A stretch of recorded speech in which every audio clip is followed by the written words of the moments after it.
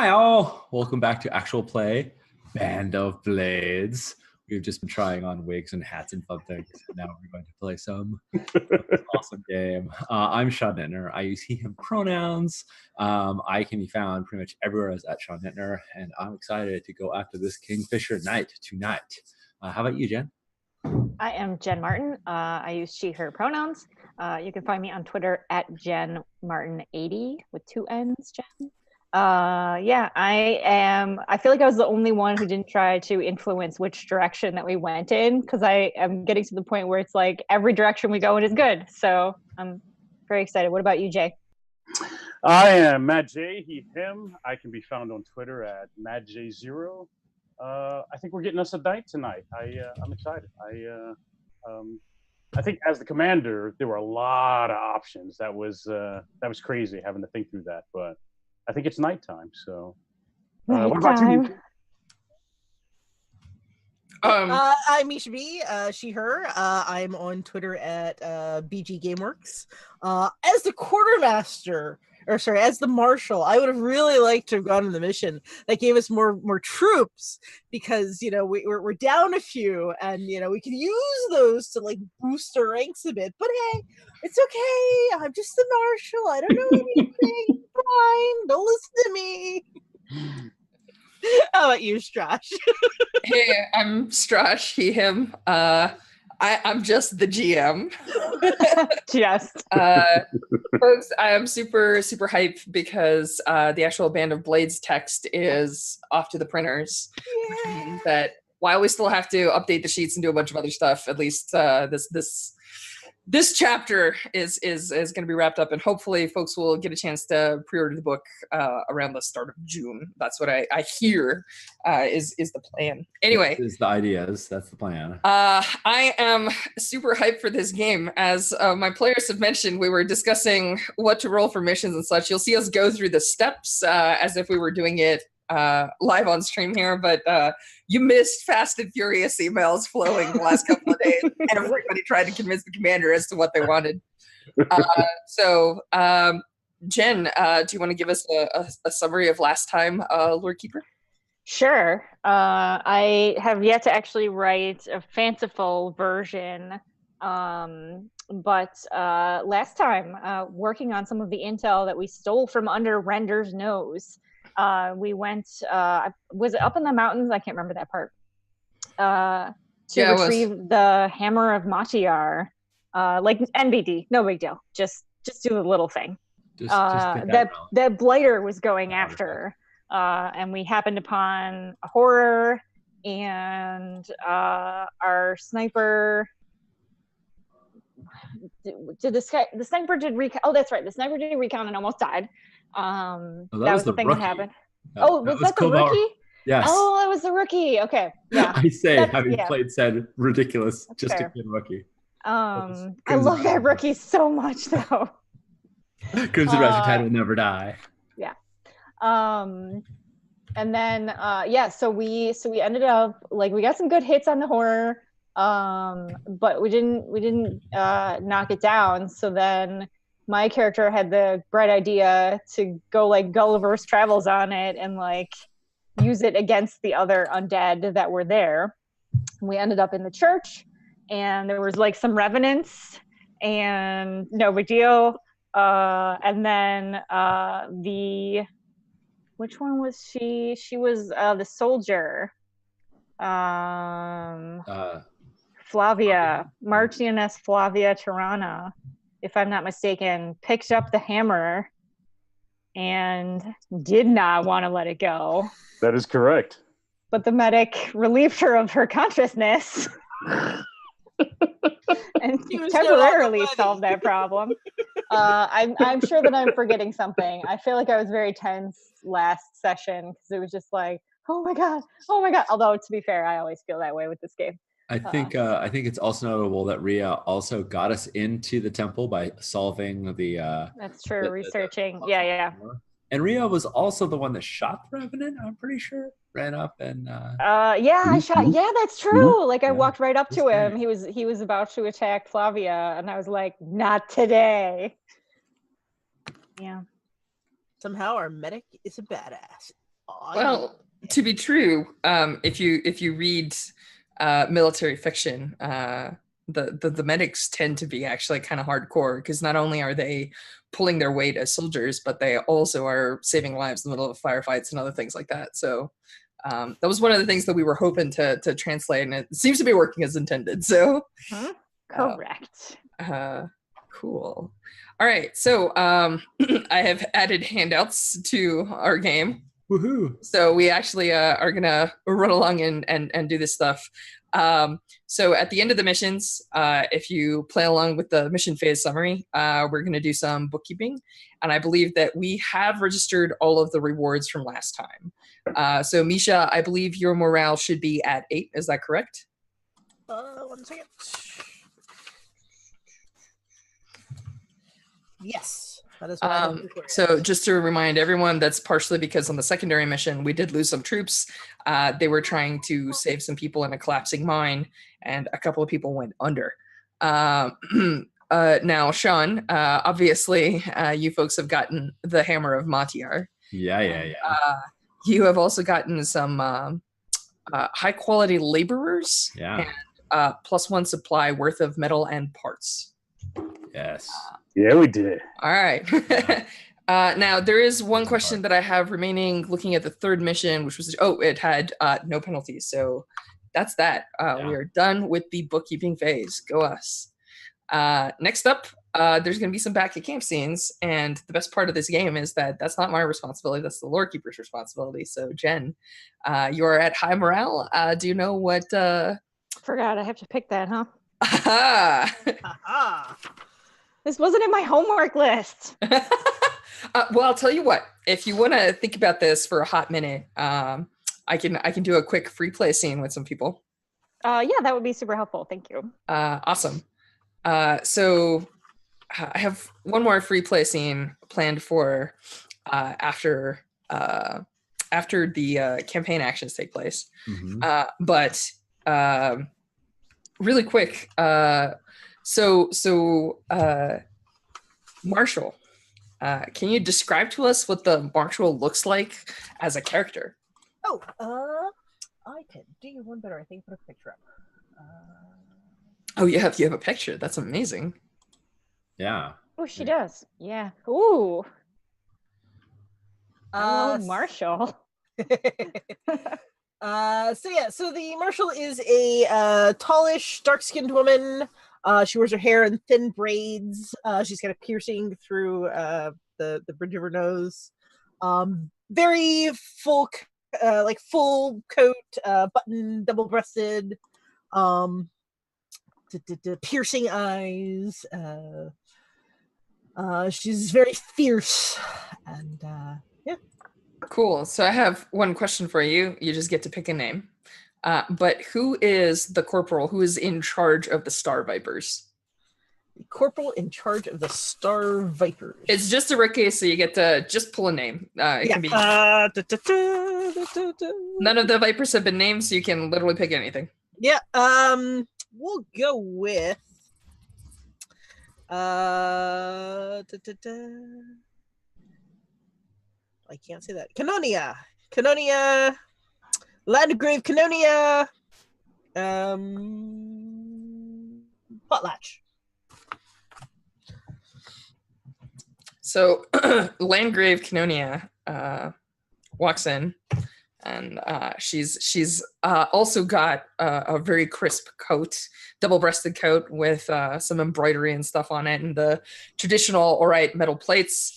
And she wears a silver thin mask over her face, because Orites tend to wear masks rather than hats for whatever reason. In any case, she doesn't exactly storm in. She waits patiently until the Marshal has a moment, and then walks in, crisply salutes, and asks for permission to speak frankly. Permission granted. So she outlines the fact. She points out. She asks you some very basic questions, like, Marshal, as you very well know, the Star Vipers are trained to handle, obscure memorabilia, things from long forgotten wars, and all sorts of supernatural effects. Is that not correct? It is. She says, is there anything that we have done in the last several months that has caused you to distrust me and my troops?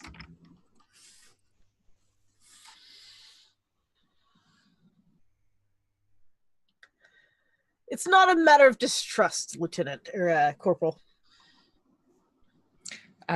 She says, then perhaps the Marshal would be so kind as to explain why the hell the Ravens are being sent on missions involving relics. Because the Ravens have proven themselves worthy. Are you saying that our training is incomplete or that we have otherwise proven ourselves unworthy? Well, there is the matter that you're standing in my office questioning my orders. Damn. She reaches up and like takes off the mask like real slow and looks you dead in the eye and says, with all due respect, ma'am, me and my soldiers have spent a great deal of time and resources. We have bled and died on the field along with everybody else in the Legion. And I am not questioning your judgment. I am asking for explanation because morale in my unit is garbage. So if the Marshal would be so kind as to tell me what I should tell the other soldiers back in my camp, I will pass it on post haste. She stands slowly, puts her all 10 fingertips on her desk as she like levers herself to lean forward. You can tell your troops that they will be called when they are needed and not a moment before. She puts her mask under her hand as if it's a hat and crisply salutes and turns on her heel flawlessly and walks out parade style. All right, cool. Scene. Nice. You ready with your back at camp scenes? I mean, that was so entertaining. How am I supposed to do other things? The moment I realized that was the hammer grab, I was like, oh. All right, so I think we're gonna go. I think let's do supply crates go missing, but no one admits to knowing why. Oh no! What? This is the worst. Why are we having this scene? This is not a good scene. What? This is an amazing scene. The quartermaster Sorry, is guys. not good with this scene. I don't understand why this scene is in the high morale scenes, but I kind of love it. So. Well, remember that you as the lore keeper get to remove certain scenes that reflect certain morals or ethics. Mm-hmm. And so this one is the harshest of the high morale ones. It's stuff is missing, but it's not critical yet. Yeah. So I don't know. Take it away. Tell us what scene it is and who you want to play whom. So so I actually think that I want to see the Grinning Ravens, mostly because I want to see Crimson Rising Tide played by Sean. All right, Crimson Rising Tide. Put on my Crimson Rising Tide scarf. I think.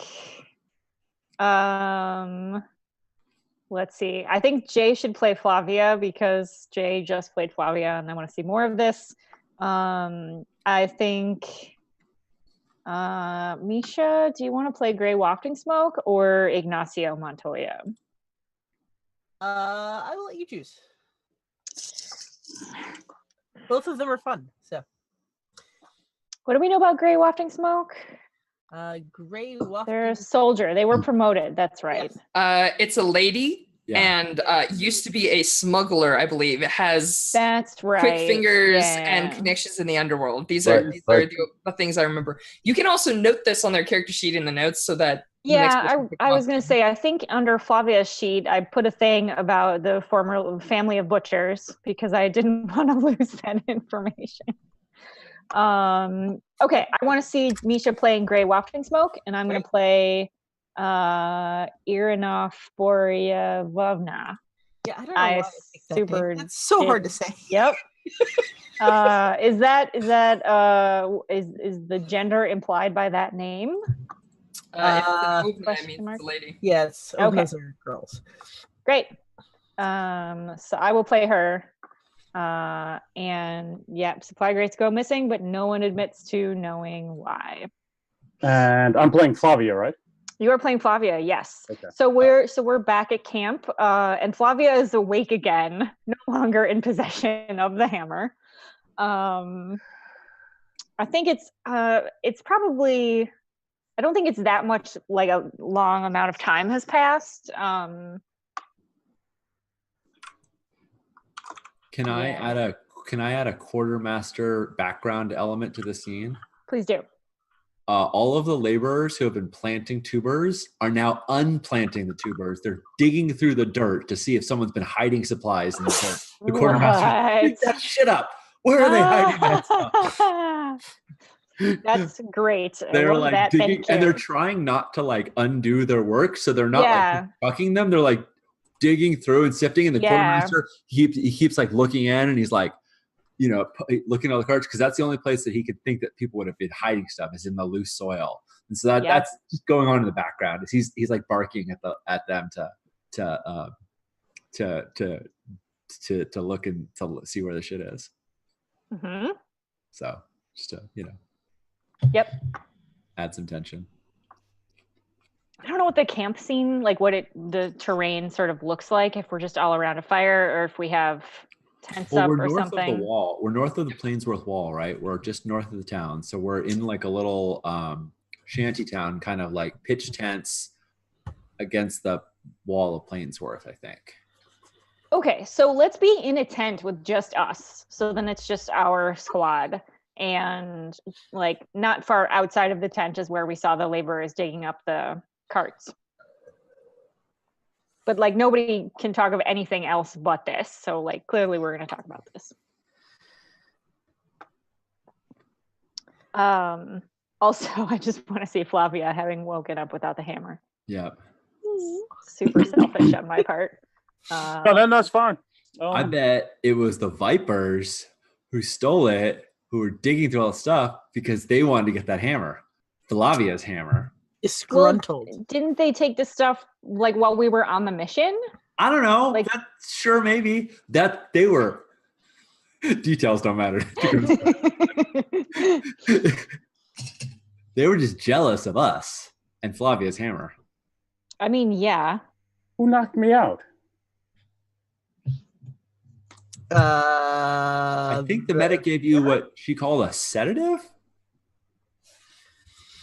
Where's my hammer? I don't know. Well, you just said they took my hammer. Who took my hammer? Let's think about this. What would have happened? Wasn't it you? It was the sniper. Yeah. Oh, it was a sniper. Okay. Yeah. Oh yeah, the Contessa. She took your hammer, stuck it in a bag. I just figured she was safekeeping it for you. You were kind of shaking. I mean, it was cool. You were like vibrating, like. You were. It was a little creepy, dude. It was a little scary. It was awesome. It was awesome. It was awesome. Yeah. So stuff's missing? Yeah, your hammer's missing. The supply crates are missing. I think it's all the Star Vipers. They did it. Do you actually know any of the Star Vipers? Or are you just sowing seeds of distrust? I just heard that they were complaining that we went on this mission, and that's because they're jealous of us. Well, yeah, I mean, they're jealous of us. Like, we went on the last mission, too, and we crushed it. Because we're awesome. Yes. But, like, do you think they'd be so jealous as to steal stuff? Well, who leads that crew? Let's go talk to him.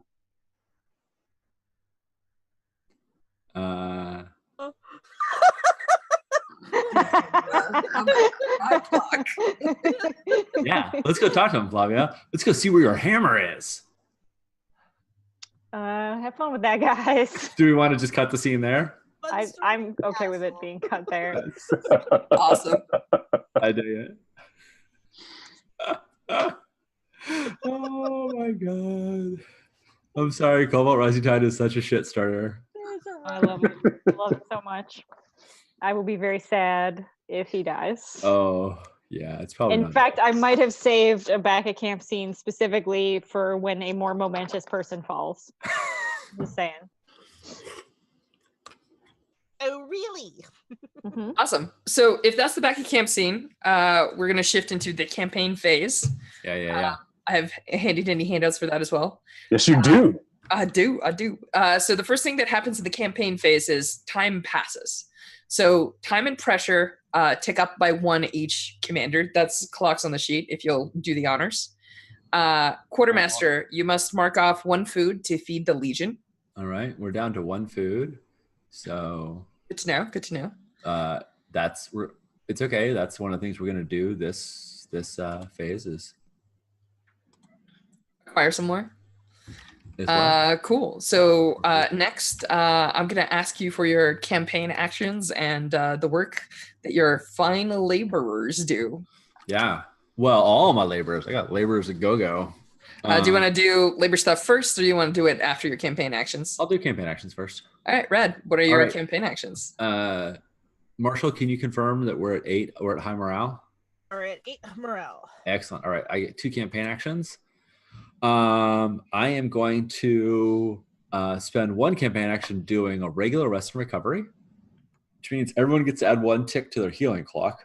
Yes. That should fully heal Rhea. Sure does. That should fully heal Multani and Cobalt Raging Blaze. And I think someone else had some minor wounds. Crimson Rising Tide. That fully heals Crimson Rising Tide because he had 1 tick that he got from Rhea at the end of the mission. So we should just kind of go through. By the way, this is new because the sheets got updated since last time, but I want you to note that there are now little ticks that you can add for healing. Oh, sweet. I know. I'm All very right, excited so about that. Ignacio, Thanks, FF. Ignacio's bruised ribs are healed. I'll remove those. Those were level 1 wounds. Is it 1 or 2 that we're healing? You get 1. It's just 1. It's 1 tick. Okay. But everybody that I know, except basically, as far as I know, I went through and combed through all of them. Everybody was only 1 tick away from being fully healed, except for Zainova. Okay. Right. Zainova has no ticks, so I'm putting 1 in hers to deal with her concussion. However, Zainova will go out on a mission even with a concussion because she's just that kind of officer. She doesn't take. If Rhea goes, she can help with that later. Yeah, she doesn't take wound penalties from it. She's tough. Well, that is a good. Both tough and tenacious. Oh. So tenacious makes her wound penalty of level 2 go down to 1, and tough makes her ignore level 1. Wow. I see the build that you're going for, Sean, and I have a secret scout power that you should look at. But I think I know which one you're talking about. All right then. Yeah, Okay. I've been looking at it. If you look at the moves that are on her sheet, it's cribbed from many. I know I can only have 2, but that's the one I'm looking at. All right, so pretty much everyone should be healed. The second action I'm going to do now that since Zainova is on her feet, the quartermaster is going to say, well, since supplies are missing, it looks like we're going to have to go find some more in Plainsworth. Zainova, you're always good at getting me to cough up more supplies than I want for a mission. Why don't you go apply that to? Why don't you go use some of your skill at leveraging goods out of people in Plainsworth and get us some more food? So, as a point of note, Plainsworth is assets rating 2, so you would normally roll 2 dice. Nice. But there is a special rule for Plainsworth, which is that it was the central town where all of the trade came through for the Aldermark breadbasket. So acquiring food and horses assets at Plainsworth is at plus 2d. So you're going to roll 4d to acquire food. Sweet. Yeah. All right. Mechanically, there's no reason for Zainova to do this because it's okay if you send a person out narratively. I appreciate the flavor. Yeah. It's yes. So so Zainova goes out, and I will make a fortune roll for her to round us up some food because even though the farm is going to be done, it won't actually yield food until the time clock fills. Fortune roll.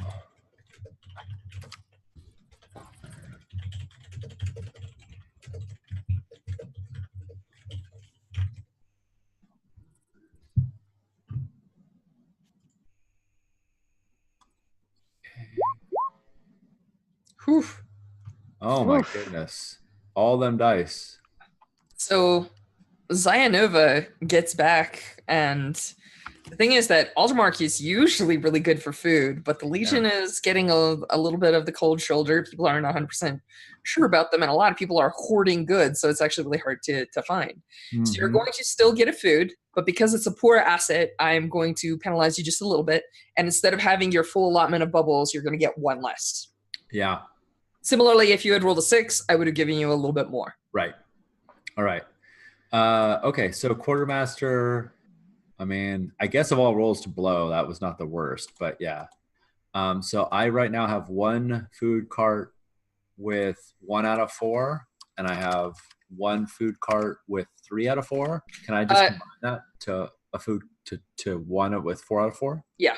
Okay. There's no reason to worry about squares. You can just condense the circles as long as you have the room for it. You're good. Yeah. Well, on this sheet, it's just anyway.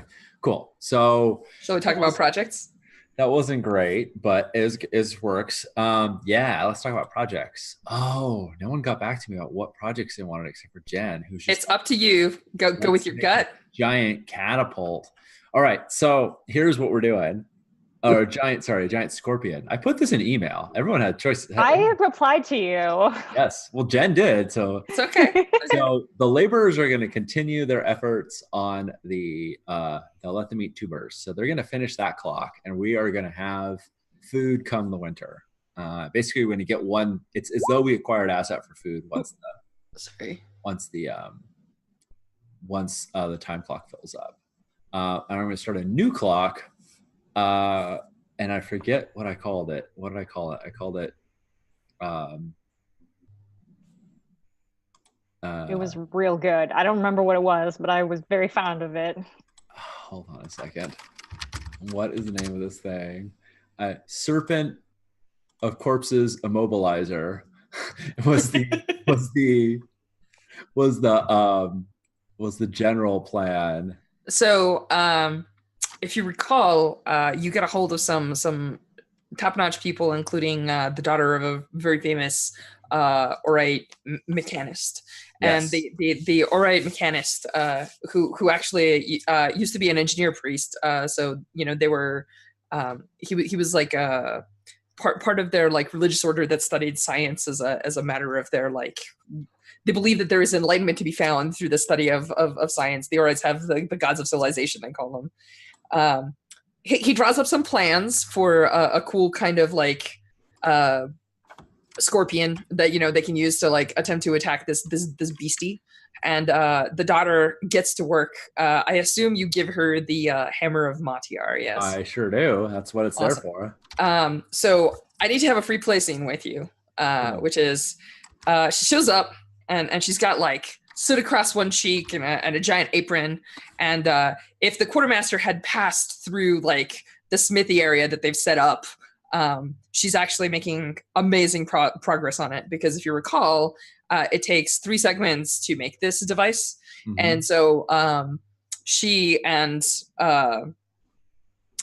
if you devote all of the ticks to it, which is of course your prerogative, you should be able to finish it pretty quick. She's making excellent progress. It's actually like super fancy. She's got like some cool stuff. She's working on the prototype for it. And she shows up to the quartermaster and looks at him and says, like she complains. She says, look, I've been working as hard as I can on this thing, but you have to do something about, and she refers to her as that woman. And she says, I don't know what the hell her problem is, but your freaking chosen stands there day and night staring at me whenever I am working. And if I didn't know better, I would say she looks hungry. What is wrong with her? Please get her out of my forge. I am not arguing with her. I think the quartermaster, who is a very, very, very loyal Zemyati, is like, let me go have a talk with her. I'll set things. I'll set things straight.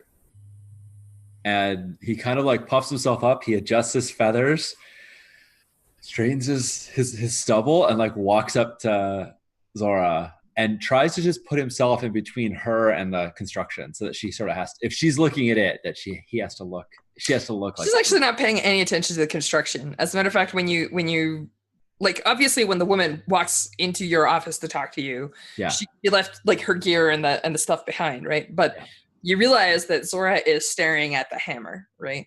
Oh. She's not paying attention to Scorpion at all. Right. And so like it's nighttime, right? But you still hear the like tank, and, you hear the bellows pumping. As a matter of fact, like the engineer has managed to hook up like a little clockwork device that just auto pumps the bellows. Nice. And it's like increasing productivity, or everything's going pretty well there. Like, and you see all these people being busy. You hear the chatter of like people at work. And like I mentioned, it's nighttime, so you see the shattered moon in the background and in the sky, all that stuff. And yeah, Zora's just standing there like a statue. What do you do other than get in her, like you step between her gaze, her and the hammer. Forge. Yeah. And it takes her maybe like 4 to 5 seconds. It's almost like she's looking through you, and it like takes her a second to like focus on the world as it is. Yeah. And she looks at you and just does that like weird, quirky little smile that is about all the acknowledgement you get. Yeah. I'm like, I mean, the quartermaster is a veteran and like he's had a lot of experience, but he's still a mortal person, and he's talking to this god person that we learned last time that the Legion was formed to fight, not her specifically, but chosen. So he kind of like sort of gets, when he sees this look, and is like, is there something we should know about that shaking hammer?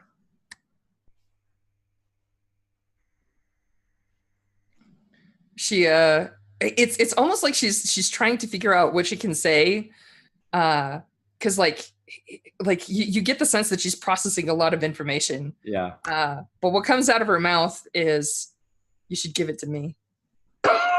Saw that coming. Yeah. All right. You have a flaming sword. We need that hammer. She blinks very softly and says, "You are wasting it, smashing it against metal." We could smash it against all kinds of things.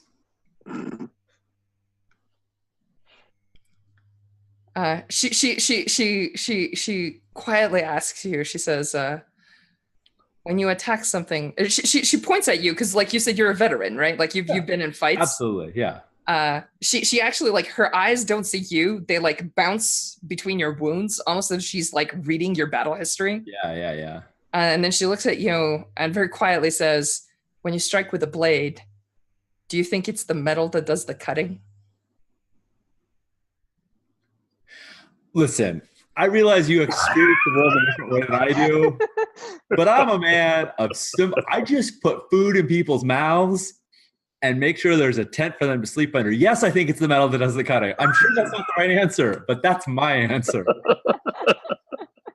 She smiles and says, "This war will not be won by farmers."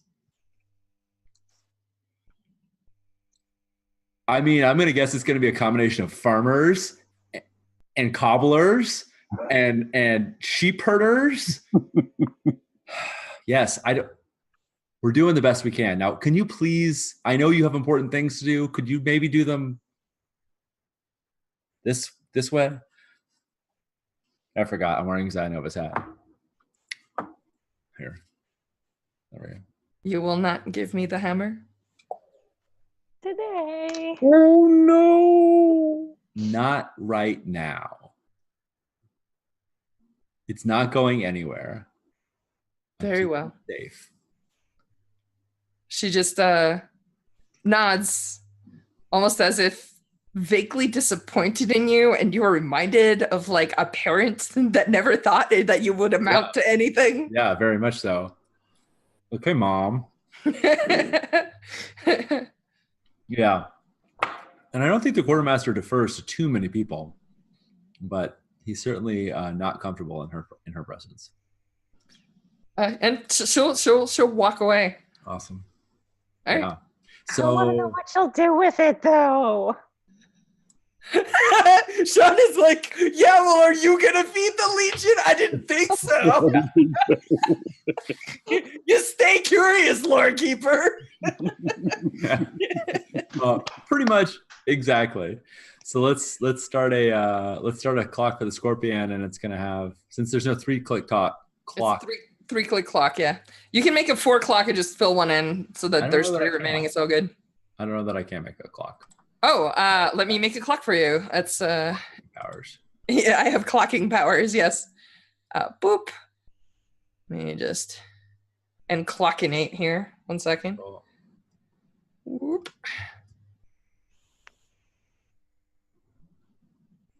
How many ticks are you putting on it? I'm gonna put 1 tick to start. Yeah, put 2 more. One from the Smiths and 1 from the Hammer. It is done. Awesome. And then I think, because we're not going to go on an assault mission, I hate this, but I'm going to spend. Do I worry about going to low morale next time? I'm debating whether I should do a Liberty to get our morale back up to 10. Well, if Marshall- we lose 2 more people in the Right. secondary mission or in the primary mission, I get to tell another tale, which Yeah. would give us some benefits. I don't think it'll give us morale though. Not the second one. No. It will not, no. Healing ticks, reducing corruption, or adding 3 ticks to a long-term project. Marshall, how do you feel about going to not great morale? Which is probably going to happen if people die, which is probably going to happen because this is war. Mm-hmm.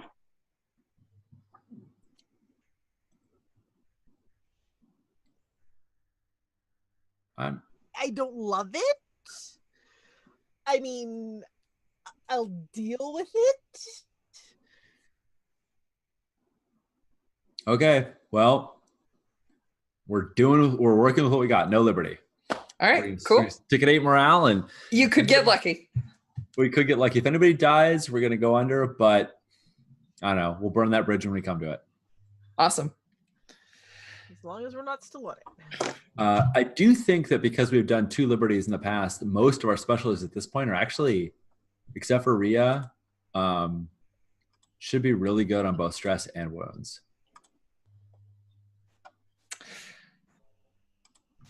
These are true facts. All right. All right, cool. So I guess this is the point where I turn to the commander and I say, Commander, what types of missions are you looking for? Even though we already did that via email. Continue. Religious. Wait, religious? I thought it was. I'm sorry. It was assault. I think my notes said assault. But.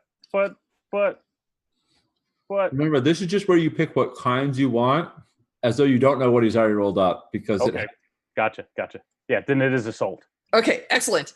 And then I also ask you, do you want to spend an intel in order to guarantee a special mission? Which of course you did, because we got the Kingfisher Knight. That is right. Yes. So, all right, cool. So, for those of you watching at home, I don't know if you remember this, but Jay had a lot of intel last time. So, as the commander, he asked questions about what was available as special missions, and I allowed them to pick which special mission they wanted, and they chose the one with the Kingfisher Knight. So, for those of you in chat right now, you can of course type !mission, and you can actually see the cool little PDF/image that has all of the mission descriptions, so you can read them over yourselves. And this is also where I look at the commander and I say, Commander, what is what's going to be our primary mission and what's going to be our secondary mission? Our primary mission is Operation. I almost said Get That Night because that's what I put in the email. It's okay. It's okay. I know what that means. Operation Nighttime. Oh, that's bad. I like it. And our secondary mission is the Azure Hawk. All right, awesome. So we're gonna have 2 missions, and this is where I look at the marshal and I say, Misha, you're gonna figure out who's going on what mission now. Okay, so our primary mission is religious, correct? Yeah. So that means we need Your secondary mission's recon, just in case that matters. Yeah.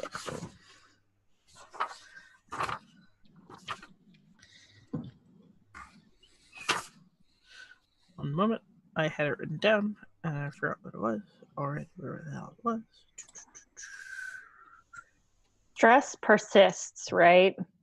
It does. Okay. It does until liberties happen. Mm-hmm.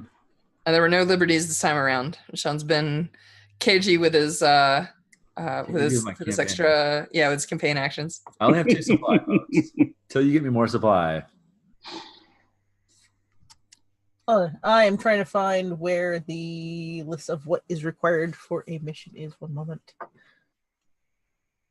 It will take me a second. If you are looking at the full book PDF, it should be in the Marshall section on page 131. It's right next to the missions, like where it says recon mission, it'll say what it requires to the right of it. And if you're looking at your actual character sheet, it'll be on the right-hand side where the specialists are. It's right next to where the specialist line is. Hey, that's that. There you go. I was like, No, it's all good. first. Religious, medic, officer. Let's do Sergeant Zayanova, medic Ria for the primary. And what squad? Well, those pesky Star Vipers are chomping at the bit, so let's see what they can do. Twerps. It is, after all, a religious mission, and they claim to be so holier than thou, so off they go. Awesome. And who's going on the secondary mission, which happens to be the scout or the recon mission? Yeah. Then let us send. Let's send the scout and the sniper. All right. Nice. And what? We'll put the heavy on the primary mission as well. Ooh. Oh, yeah, actually, because yes, you attaché. can, Wait, we can make because the medic has attaché. Yeah. Oh, activating medic superpowers. Attaché, for what it's worth, is a veteran move that anybody can take. And it doesn't seem like it's a super powerful move, but it really kind of is. It can be. It depends on what your kind of goals are. Like if you're trying to make somebody that can do like a single hard hit, attaché is probably like not going to support that. No. But if you want somebody to get a hell of a lot of XP, a hell of a lot of quick, then it's a pretty juicy move. It's an investment into future XP. Yeah. All right, so what is this? Who is gonna? What squad is gonna go on the secondary mission? Secondary mission. The Ravens have been doing really well. I'm tempted to send them back out. My only fear of that is that Josh, if You should totally do that. No, actually, I don't get to pick on engagement rolls. The Marshall picks. So if people die, it's gonna be them. Yep. I'm just saying, Crimson Rising Tide. I mean, you could get lucky. You could roll a 6. That's all I'm saying. Yeah, absolutely. I mean, someone's gonna die, so you know.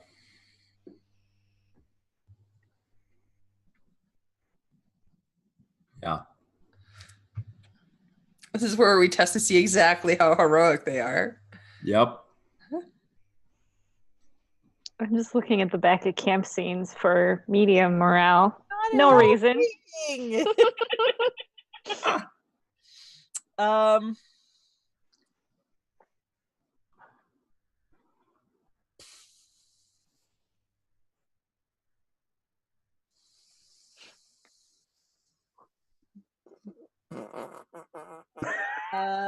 Misha's like, but my babies. I know this is hard. I don't want to send them off to die.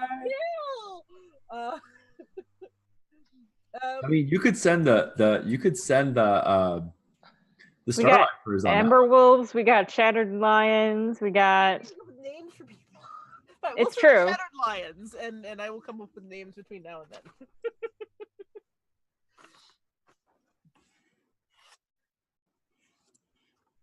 The Shattered Lions will go in the secondary. Grinning Ravens get benched this week.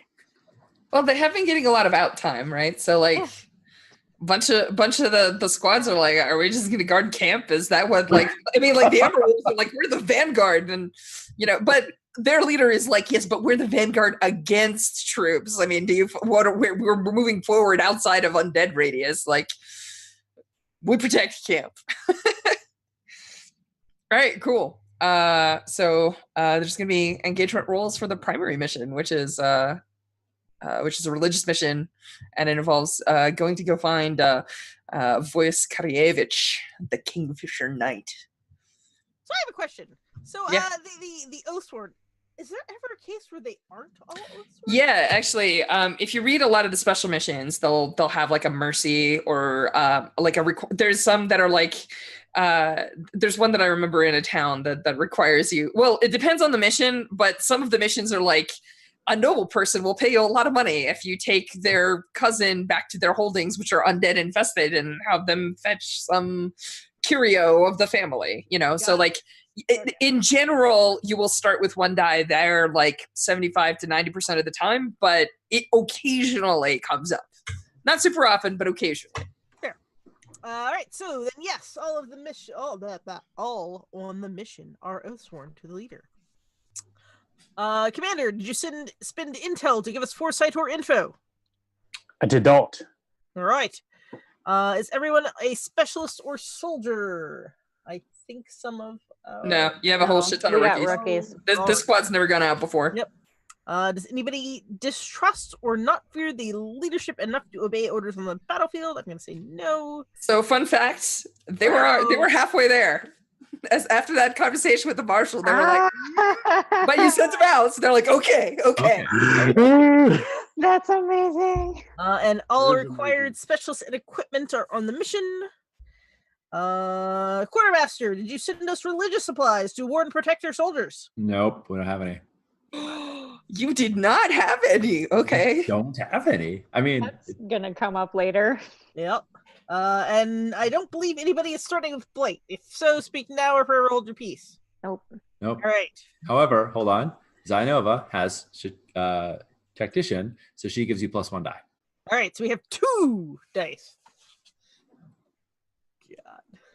Zayanova pushing the limits. Thank you, Zainova. Yeah.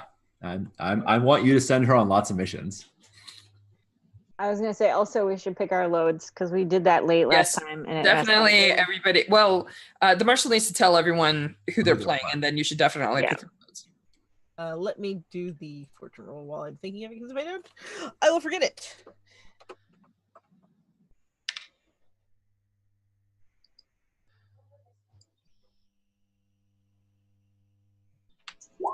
Ooh, I heard the boop. I wasn't actually. We got Okay. risky. Or- Ooh, risky, not bad.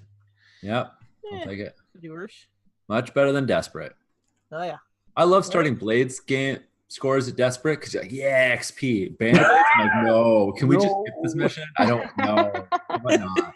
Because desperate is like, okay, cool. So a horror's about to chew on your face and half of the squad's face. How's that sound? Painful. No, please. I mean, risky is not great either, but at least it's I'm happy for this roll. That move has already paid off. Well, it didn't in this case, I think, but the move has already helped on 2 missions, so it's definitely worth it. So I think I'm gonna call on GM prerogative, and I'm gonna wait until everybody's equipped and you folks are ready to go. But what I'm gonna say is I'm gonna give you a hot second before I bring that engagement roll into play, because I want to get there. So I want to set up the scenario and the scene a little bit Oh, yeah. rather than start with somebody getting hit with something. So Yeah. Totally fair. Who's playing who on the primary mission? I'm tempted to totally mix it up and have Jin Sure. play Zionova, Sean play Matali, and Jay play Rhea. And then you're gonna play a rookie? I'll play a rookie. Okay, I love it. That's great. Jen, I pass you the hat, No, thanks. and I remind If you you that had managed to somehow work that out so that Yeah. Oh my God, that would be amazing. and remind you that Zainova always thanks everybody for their trust in her and hopes that they do good with the time that they have. Thank you. I will remind Jen that Zionova has the ability to summon objects out of the ether using officer channels. Yep. Also, Zionova has way less stress than Rhea's got. Oh yeah, Zainova, I think she's clear. No, she's not clear, but she's She's low. got two. Rhea's one short of being full. Yeah. You did send a lot of very interesting troops on the mission. So, Misha, you do get to make a rookie. Everybody pick your loads. This is a religious mission. Correct. And we're trying to find a dude and get him untainted. I'm going heavy. Okay. We're not sneaking. No, but you're going to be marching through mountains. Heavy is fine. Miltali can march through mountains. This is, Oh, but Tali is a beast. Yes, Miltali he is- is. Yeah. Which squad are we taking? I'm sorry. We are Star taking Vipers. Star Vipers. Star Vipers. Gotcha. All right. Oh, Whoa, they got named real fast. Good job. They sure That's right. did. Look at that. Blah, blah, blah. We just pick one? Oh, I'm I think playing you're- Canodia Potlatch, the upstart who yeah. marched into the marshal's office and demanded answers. Yeah. No, Jay, you're playing Rhea, the medic. Yes. Okay. Sorry, she's super stressed. Sorry. She won't be able to push a lot, but she's got pretty good dice for a whole bunch of stuff. All right, give me one moment. I got Gotcha. buttons. Do we have Black Shot? Only if we. Only if you mark it. Yeah. You didn't pick any classes that start with Blackshot. The two classes that start with it are snipers and scouts.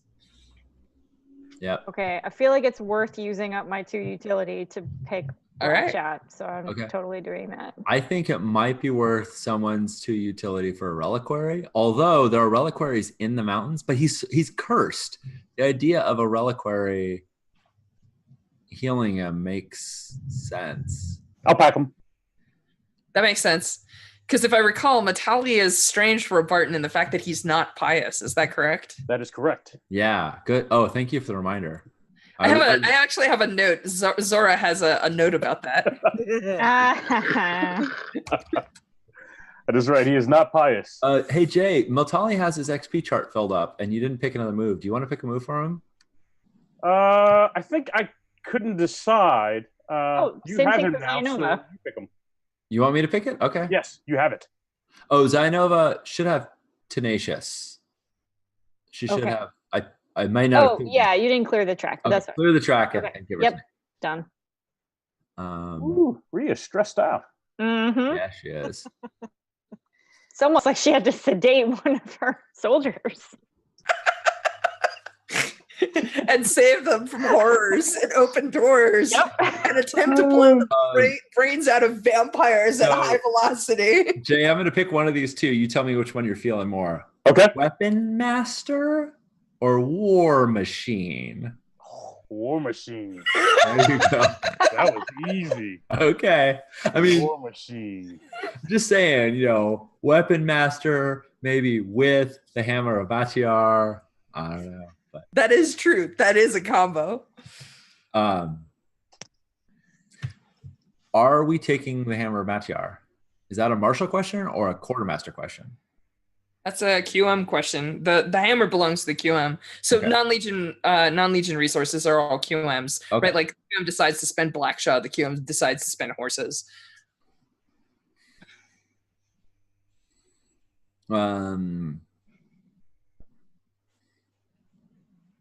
We Somebody in chat asks, "Is that a Zora Zora question?" question. That's one chance.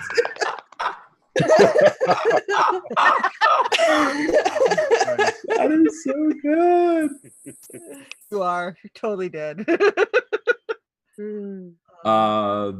Yeah. I think I'm sending it out. and it caused one stress to do it. But if we're going to convince somebody to like join our forces, I think the Hammer Matiar is our best bet of showing that we're on the side of that they should join. I think even though it doesn't add to social skills, I think it's significant. And definitely not going to give it to. Let's see. We have Rhea, Zainova, Altali, and Star Vipers. That would be hilarious to give it to the Star Viper. You're like, you say you're good at holding. Oh my god! I mean, that rookie doesn't have any stress. They very well might be like some of those. I don't actually know if they have. But yeah, like if you look at the Star Vipers, if they have, oh wow, they don't have any Panyar here. Yeah, you said they were like super religious handly thingy, so I made them Orites and Bartons. Oh no, that's just interesting to me. I was expecting like a marked Panyar or something like, but most of them have like they're taught how to handle like supernatural problems and not panic in the face of that kind of stuff. And awesome. Well then, Landgrave, Canonia, Potlatch. Oh my god, she Marcus gets the West, hammer. and you get to take the hammer. Oh, shit. She asked for it, and now she's got it. Yeah, you got Ask for the hammer, you get it.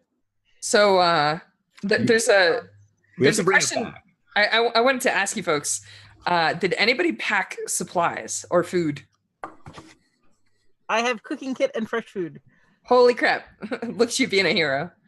Awesome. I'm a So rookie. It's Hold on. which is I haven't done my gear yet. Sorry, because I was distracted by all that other stuff. So the question that I'm going to ask everyone is, how the hell are you? So like you have this it's actually really interesting because the intel that was used to find this guy is there is a note in the mountains that uses a symbol that you don't recognize. It looks like a circle with like a hash mark through it, like just like a slash.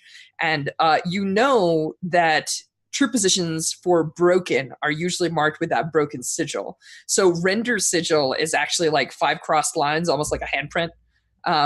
And blighter sigil actually is like some alchemical symbol, like it's an Orate alchemical symbol. When you actually find, like, I think it's for antimony. Anyway, like the point is that like you find this like weird sigil and it looks like sketchy and like that. Like you haven't seen, you can't puzzle out which broken it refers to, but it's like randomly in the mountains, and there is a note under there that like from render about like acceptable deployments to that region. And so kind of like the rough area, but like mind you that like a map is like only so big, and like the symbol is like hand drawn with notes over it, so the region's pretty large and like not huge, but definitely not like, well, it's like we've got exact coordinates, we you don't know, have like GPS. So the question that I ask is, you folks like go hiking in the mountains and like the air is thin. You can see your breath coming out. Anybody in heavy load is having a lot of trouble keeping up. And it's how are you finding where this guy is? Like you didn't bring a scout, so you don't have like a automatic. Can I scrounge him? How are you folks looking for him? Are you is Zainova like creating a grid pattern? Are you like just trusting the luck? Does somebody want to make like a scout roll to try and find him? Yeah. Like, what are you planning here? Do we have any records, any lore, any maps in camp about this area that we could have looked at and sure. dug into? As a matter of fact, the Ravens have been through some regions of this mountain not too long ago, so they have some notes. But yeah, sure. The commander got quite intel questions. Sorry. Oh yeah, Commander, you should ask some intel questions. Because you have 2 intel, so you get 0, 1, and 2 intel questions. That is correct. That's right. My bad. I mean, it's yeah. Take it away. Oh, and you have a candy handout in Roll20 now. Oh. I do. I just opened it. Shiny. So I end up with 3 questions here, right? Yeah. So 0, 1, and 2. Yeah.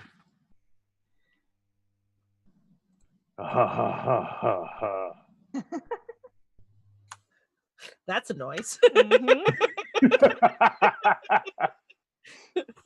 What are 2 approaches we could use here on a mission? On this mission? Can I ask you to ask a different question? Because like Sure. you don't have an exact location. Usually approaches means like you can come from the east because this route is easier.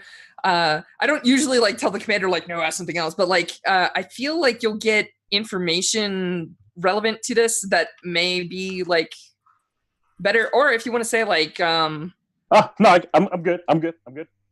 How does our chosen feel about this mission? Yeah, that's what I was thinking. That's what I was looking at. So I think Zora actually, she has 2 opinions. Her first opinion is she's confused why the officer is going on this mission because clearly her glory is in town. But that doesn't really make a lot of sense to the commander. But she says she actually speaks very highly of Voice Karyevich. She says that she's seen him fight. And she speaks about him like this is unusual, right? Like usually she like the Chisholm doesn't really see people a ton. Like she seems to have taken a fascination with the Ravens, and she's actually like starting to like talk to some of the other troops, even though she talks a little weird.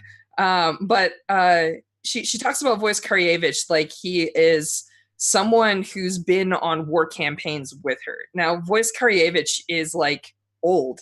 He's like got white hair. People have stories of him for like decades. For a warrior, he's basically lived forever. And Zora like talks about him like she's seen him fight in various fights and like for a long time. So she thinks that this is a really smart move, but she tells you that whatever has taken Karyevich is not to be a joke, and you need to be like extra on your guard. Okay. She also tells you there's no such thing as curses. Go on. What's a challenge we might face on this mission? You think that there is actually like troops from a different broken type that you haven't seen before. So you know that it's not going to look a lot like any of the missions that you've done previously. You definitely should take Blackshot. Gotcha. Which way are the broken moving? Oh, cool. I actually get to answer this by doing cool little map stuff. Hang on. Yeah, check out some map stuff. Hang on. Whoop. Jen, what load are you taking for Zinova? I think normal. Okay, because I think she gets a map and compass. Is that right? Not when I take Blackshot. Oh, right. And not... Yeah, no, not when I take Blackshot. All right, Sorry. can you folks see my little arrows? Mhm. I did. So green is Blighter. Blighter is actually moving her troops through the mountain passes. She's trying to cut off like eastern escapes, and Render is coming up from the south. So you get the sense that they're going to be doing kind of a pincer maneuver to try and like crush you people between them. Crushing the Legion. Fun. Jen, do you want me to take Blackshot, and so that way you could take a map and compass? Because theoretically, these questions are being asked before we go on the mission. Yep. Yeah. Yeah. If you the rookie has food, right? What did you take that you would be unselecting? I haven't taken either of my utility yet, and I was looking. Okay. I was thinking like, oh, I want map and compass, but it's not on. It's not on. Yeah. So. Yeah. Okay. I'll take Blackshot. Okay. And I'll And that take way you've got compass. What else should I take?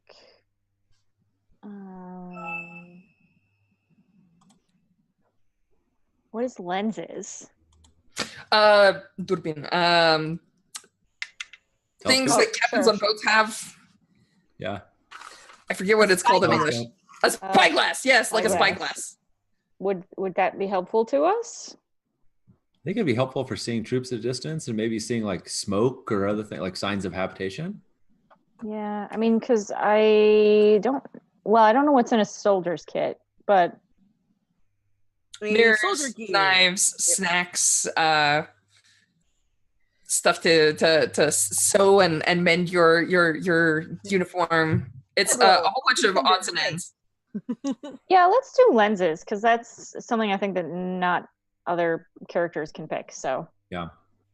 A soldier's kit also gives you a knife. That's an important thing that a lot of people forget, and also a small mirror. Oh, it has fire starting utilities and things like that.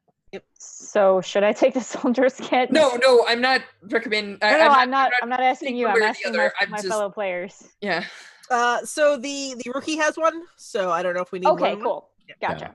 Perfect. Yeah, I was gonna say you should take the special officer things that we Yeah. don't get. Okay. We can take the regular stuff. Cool. Should the rookie take plaque shot or a reliquary? I think you should take a reliquary Tough questions. Okay. because otherwise we don't have a reliquary. I packed. I was gonna say, yeah, I thought Rhea packed it. Oh, okay. I think you should take supplies so we have food, unless you already have them. Well, I have a cooking kit and fresh food. So Supplies is not a bad idea because supplies will give you an extra day. The cooking kit and fresh food gives you 1 day. If you take supplies as well, you'll also have the return trip covered. all right, then I will take supplies.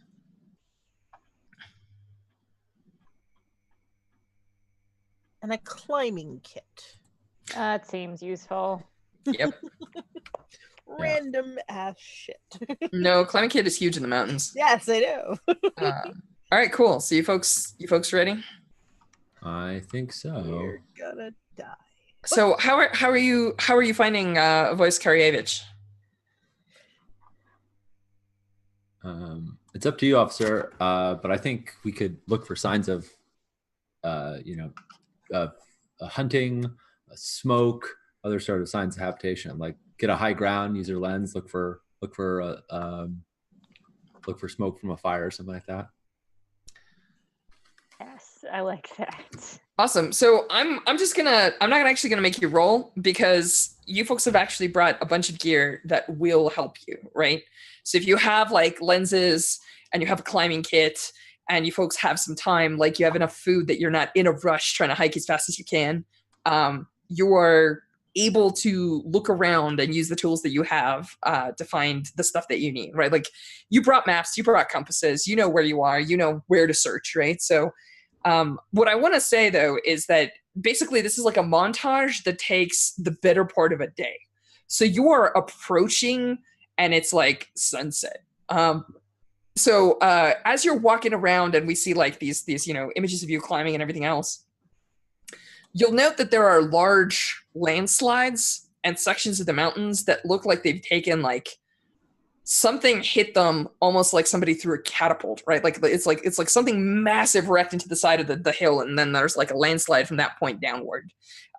So a bunch of your like delays is like climbing over areas that have been washed out with these like rock slides and mudslides and things like that. Strush, do we have any sense of what somebody might be laying siege to? Like, is there? There's nothing here. It's like woods. There's deer, like mountain goats. Like you're not looking at anything remotely military in terms of advantage. Okay. You're well above like normal elevation. You find like some signs of small shrines and things like that. So like humans clearly have come here, but it's like hikers and travelers going into the mountains, maybe some bandits. Like there's not, it's not populated, right? Like you're not looking at like houses. Yeah. There's nothing. So this is, but I'm like, this is something to pay attention to. Like I'm mentioning this, like that you folks are aware of this. If you want to spend extra time, I'm going to have to ask you where you find food, but you can like try excavating one of these places or something if you really care. Up to you, Sergeant. Oh, Marshall, who's in charge of the mission? Oh, no, wait, there's an officer. There's an It's officer. Jen. Sorry, my bad. I don't like being the boss. I know. Thanks, Misha. You're welcome. Remind me to screw you in some story. I'm sure you will. But will I like it? That's the question. Well, that is the question. Let's play to find out. Yeah, I think like we're not pressed for time in Plainsworth, correct? Like we're not, the plan isn't to like haul ass once we get back, that I know of anyway. I do not Correct? believe Anyone? Yes. I mean, Render is moving up to squash. Like the Broken are moving in an aggressive position. Yeah. Right. I don't think our pressure is low right now, but our time Right. is close to ticking over. So, I mean, I think we could stay in Plainsworth, but it's up to the commander, and I don't know how he would respond to delays. Yeah. Well, so I'm asking because it's like, cool, what info would Zionova have when they left? Right? Would she know that we're in a big hurry and she needs to get this done fast? Or is it like, you know, be thorough and spend some time if you need to? What do you say, Commander? Would you have said anything one way or the other? I think so.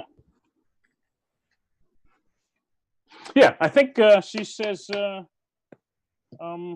be quick about it. Okay. So I mean, I'm not like rushing, but we are not, we're not being meticulous about it. We're not stopping to dig out possible things. And yeah. Makes sense. Cool. So you folks are approaching a place that you've seen some signs of habitation, right? You're kind of headed towards what looks like it's a small mountain temple. I would say that it's like the size. It's a little bit bigger than a one-story house, but not by much. The only reason it's bigger is because it's like under a little like cliff overhang, so like they had a little bit of extra room and kind of like a cave to work with. But as you're approaching it, there is a bunch of stuff that you take note of. Well, some of that, one of the things that you see is that there's this like rut in the ground, almost as if something heavy has been like dragged in. And I'm not talking about something heavy on the order of like,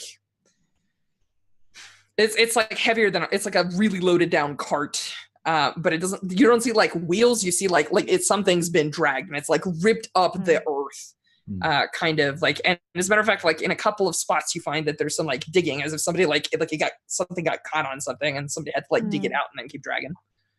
The other thing that you see is that there's maybe like, I want to say that there's like a dozen dead. They're all like, you see maybe like 7 to 9 Black Oak Knights. There's one Heartless. And they are just like all over the place, as if somebody just murdered them and left them there. As a matter of fact, you see like that the like one of the Black Oak Knights looks like he was trying to crawl out of the temple, and he has like 4 spears, like 2 or 3 of them are like they've been jammed into him so hard that they like broke. And like you see like one guy. So like the Kingfisher Knight is known for wielding this giant black sword named Sorrow, right? And he's also called the Kingfisher because he has this like method of fighting where he does like rapid strikes, like kind of like the Kingfisher bird, right? And his sword is just like jammed into the hillside through like a Black Oak Knight, and you see like a dead horse nearby. It's just like it's a scene of carnage. It's like this dude came out and murdered a bunch of people with whatever was at hand. You see like branches of trees stuck through him. He killed them with their own weapons, and they're just left there. Like he just didn't bother to like clean up or do anything. Like, and this is not normal, right? Like you'd expect that he built a pyre, that he buried them, like something, right? Like leaving his sword stuck in the mountain. I just want to double check that note. Yeah. That sword that I'm gonna go grab right now. Oh, geez. Awesome. Because you don't leave a special sword named Sorrow just stuck in the mountain. For some camper to come by and like use it to, you know, cut their tent strings with. Yeah. So you happen to be a war machine, so I'm not going to force you to push. Well, actually, I'm going to ask you. You try and pull it out, and it's like jammed in there. Yeah. Like you're just like, all right, I got this, right? And you like try flexing your muscles like just a little bit, and it's stuck. Yeah. So like, do you want to show off with War Machine here, or do you want to just like leave it there? I think as super tough badass that could just like rip it out of the woods, that would be an option. But I would also like to note that I have fine wrecking tools. Okay. All kinds of tools for breaking stuff up like this. Awesome. So I'm gonna be like, tick, tick, tick, tick, tick, tick, tick, tick. And if you recall, Matali fights with a warhammer too. Yes. So like having a maul or something like that on hand is not. Yes. So I Very cool. think if it's stuck in the stone, I'm going to chip away at that stone until it loosens up and It's not a fight. problem. There's no rolls involved. You have the tools. You're not doing it super fast. I hope I'm not doing Matali wrong, VJ. No, that's it. That's good. That's Feels good. very on character. I think he's practical. Yes, he is. Yeah. I think that there's a moment as you folks are so I don't know. Actually, let me ask this, officer. What's the call? Are you going into the temple? Or are you? What do you do? Yeah, that's a great question because I don't want to just be hanging around here waiting for the Kingfisher Knight to walk out on us stealing his sword. Who do we have Retrieving it so that we can give it to him properly. Exactly. Yeah, But that's just holding bullshit. it for now. Yeah, I'm not buying that. Do you tell Matali to like put it down? Like give it up? Give it to you? No, I think it's fine. I think I'm okay with Miltali taking it out. But I think I kind of want to see if I can get eyes inside the temple. Who do you want to send in? Yeah, that's a great question. Not it. I was gonna say Ria's not. I was the gonna worst say, person. too Rhea bad, has I'm the research. officer, so if I Another say person Ria's could say not going, it Ria's is going. not- Oh, wait, hang on. Am I sensing that Jen is starting to like power? Yes. That's what I'm hearing. It does sound a little So, like what is the well, it's sort of like being the Lord Keeper in that I just get to establish shit, right? Yeah. What does the outside of the temple look like? Like, are there windows? Because I'm hesitant to just like have Ria like open the door. It's and not. get- There's actually no door. There's just a doorway. a doorway. Okay. Yeah, it's got some pillars that are built underneath the overhang, and you see that there's like an archway, and it's got some like columns, like marble-looking columns. And yeah, there aren't any windows because it's designed to be more of a space rather than like a home, right? Like Yeah. and so there is Also a doorway, mountains, and it it's is somewhat dark inside, but you actually see like it's almost as if there's something above that's like carved out. You see some like light shining through it, that kind of thing. Yeah. So I want to motion to Ria to go check it out, like quietly and stealthily. I think she's got one in Scout. Maybe she doesn't have anything in Scout. I can't He's remember. got nothing in Scout. Nothing in Scout. There's no way this fails Yeah, for us. So it's okay. It's okay. It's only risky. I will point out that the Legion generally recommends that even in scouting parties, you always take two, so that you always have somebody to watch your back. Yeah, I'm actually gonna go with her. Okay. So the officer and Ria go in quiet. Like, do you want to roll Scout, or do you want to just trust the fates? I will roll Scout because Awesome. I have one in Scout. Well, and you get plus 1D on any group action. So if you do a group scout, you get plus 1D on it. That's awesome. I was thinking maneuver. We could hustle up there, right? Pretty quick. If there's no windows, we can. My hustle intention up. here is more Scout than maneuver. Okay. Frankly, like I want us to get as much intel as we can about what's happening inside the building, Right. without alerting the knight who's presumably in the building to our presence. So I mean, yes, you're better at maneuver, but I feel like the intention here is really Scout. All right. Fair enough. Are you going to lead the action, or are you going to have real? Yeah, I'm going to lead it, and hope that I don't take a ton of stress. So, but then we both roll. Well, you can take a maximum of 2 stress, but yes, you both roll Scout. Can I have a devil's bargain? Ooh, did you bring a reliquary, Ria? I did. In fact, I was prepping. You should mark off one of your reliquary charges. Okay. That's the devil's bargain. You're just going to lose a charge off your reliquary. Nice. Just like that. Just like that. I mean, if you want to take the devil's bargain, it's your choice. You can always. Yeah, not. you can say like no. No, I need that. I Okay. can't do it. I need it. This is risky standard. Risky standard, yeah. All right. And I have 1 bonus dice. I got Oh, a you got a 5. 5. No stress. Hey, 4, no stress. Did Rhea have 0 dice? Yeah, 0 dice. Okay, cool. Well, 4 is still 4. No stress. But there is a consequence. So hang on one second. Let me look this up actually. Hilariously, I hear John in my ear saying, "You know what would be great right now if you had this bookmarked?" Because I didn't bookmark chapter 1 quite as detailed as I did some of the others. All right, here we go. No, I think so. It says on a 4 to 5, you do it, but there's a consequence. You take harm, a complication occurs, you have reduced effect, or you end up in a desperate position. So I don't think you're going to end up in a desperate position, but I'll give you some information, and then I'll explain to you like kind of like where your reduced effect comes in here. Okay.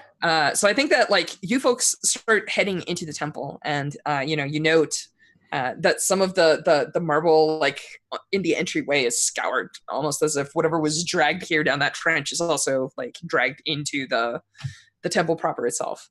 And as you walk in, your reliquary, Rhea, starts to boil, as if like the little piece of the chosen. So like reliquaries are usually like little casings with like a piece of the chosen inside it, and it starts to boil, which usually is a marker that there's something like weird and corrupting happening, but like you're not seeing anything immediately, right? But like as you approach, you realize that in the center of this temple, like sort of it's circular, right? So like in the back of the circle, there is this big, strange kind of mica looking, or not for mica, just mica looking silvery stone. It's like just a big lump of rock. And standing in front of it is this man in black armor, where for a second, maybe I forget if Rhea was on that mission, but like anybody that's seen Render for a second, their heart would skip here, because Voyas Karyevich is a big dude. He's like, I want to say 6 foot and heavy change. He's like 6'5", 6'6". He's not small, and he's got like one of those like broad chests, right? And his white hair is as actually looks like it hasn't been cut in years. He's got like a big bushy beard, but he's kneeling and he's touching the rock, and his hands are like twitching slightly. When he stands up, you see like there's almost like motion, as if like his hair moves, as if there's something like underneath his skin that shifts. And he says, I know, I can hear them. What do you folks want to do? But he doesn't turn around to look at us when he says that, right? Okay. Nope. It's like he's talking to somebody you can't see. Mm-hmm. Well, I don't particularly want to engage this guy with just me and Rhea. So I'm gonna turn us around and head back out rapidly. Cool. Nice. I think Montali is like waiting, sorrow held, just in case there's trouble. Trying to see if I can actually swing a hammer properly. Yeah. Oh, it's exactly like I described it last time. It's like holding living lightning. Yeah. We don't really. I'm the face person, right? I'm doing all this stuff I hate to do. Thanks, Misha. Love you. Montali has some in martial and consort. So does Rhea. She's got some consort. Yeah, I've got martial. You've actually picked a relatively decent squad for this kind of thing. I have sway. Yeah, I have sway too. Yeah. But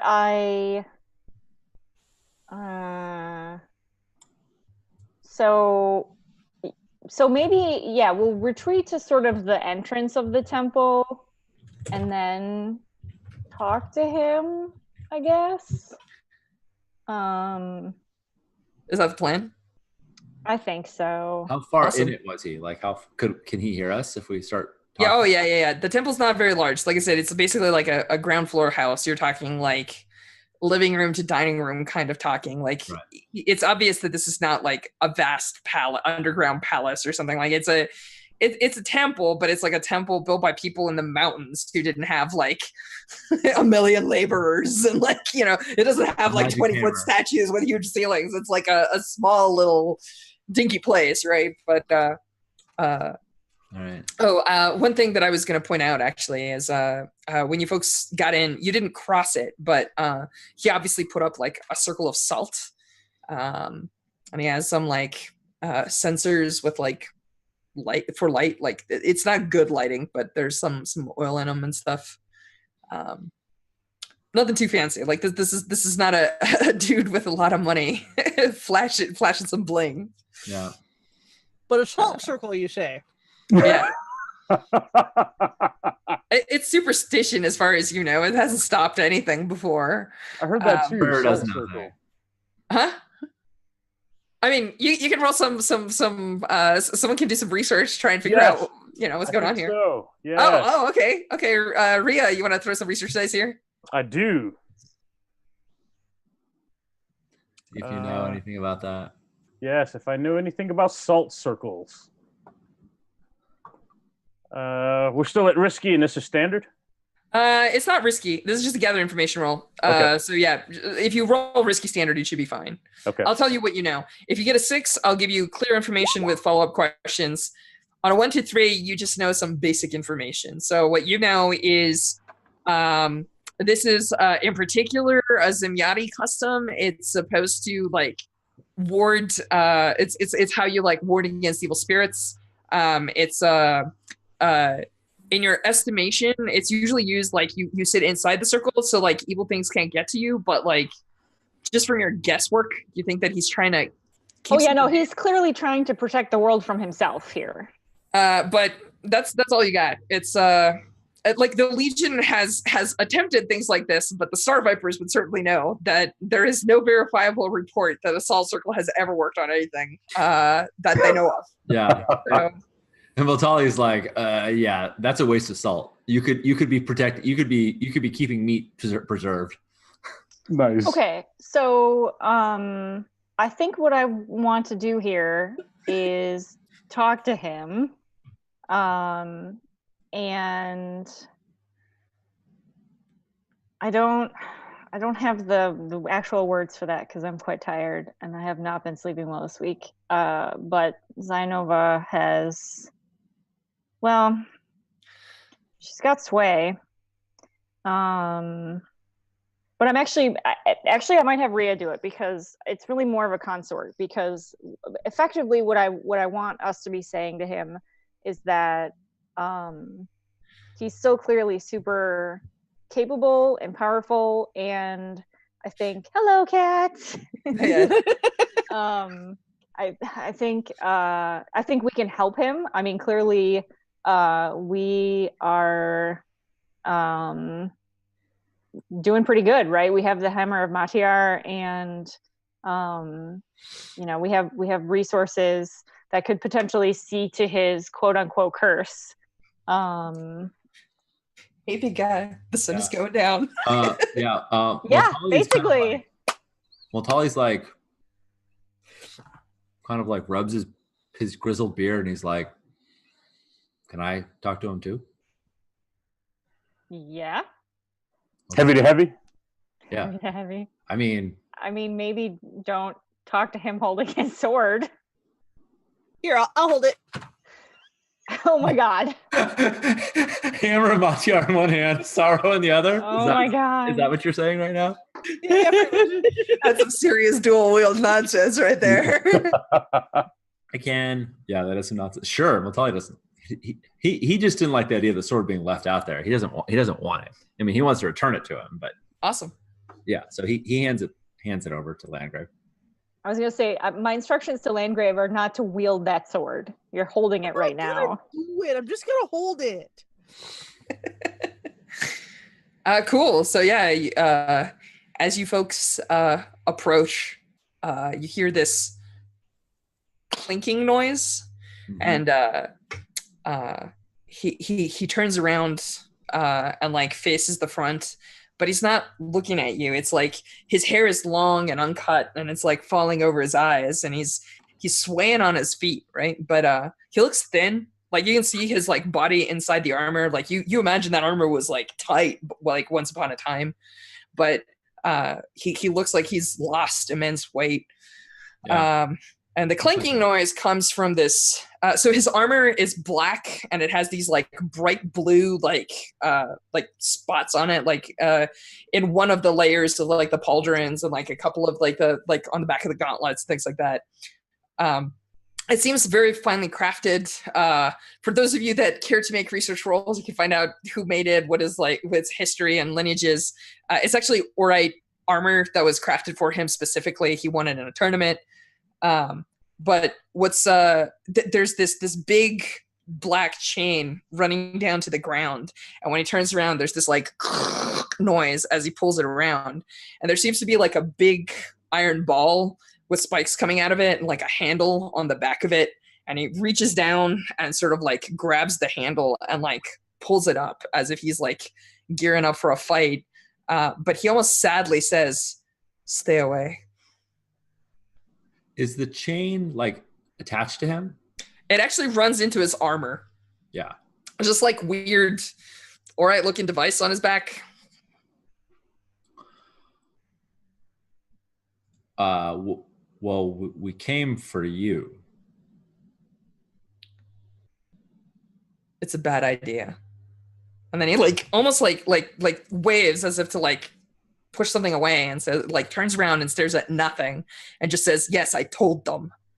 And he turns around, looks back at you. And Ria's there as well, right? Yeah, Okay. yeah, she is. And she says, Ria says, we can help you. I can fix you. We can help each other. I mean, at least he puts his hand under his hair and he like pulls it back so that you can like see half of his face. Like he just throws it back over his head, and you realize that there's like wounds, almost like multi-directional wounds, almost like he has star patterns, like he's been trying to claw his eyes out. And he looks at you and he says, "No one can help me." And you see this like weird ripple under his skin happen. You can feel free to roll like to try and sway him that, yes, you can help him.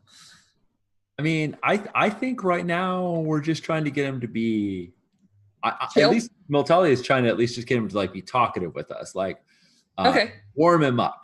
I'm all right. I don't know, Jay, do you want to go right for the No. kill? No, I think we're I'm with you. Warming him up, getting him to talk, figuring out what his condition is, what his state is. It seems like at the very least you could use some company, like human company, like people talking company.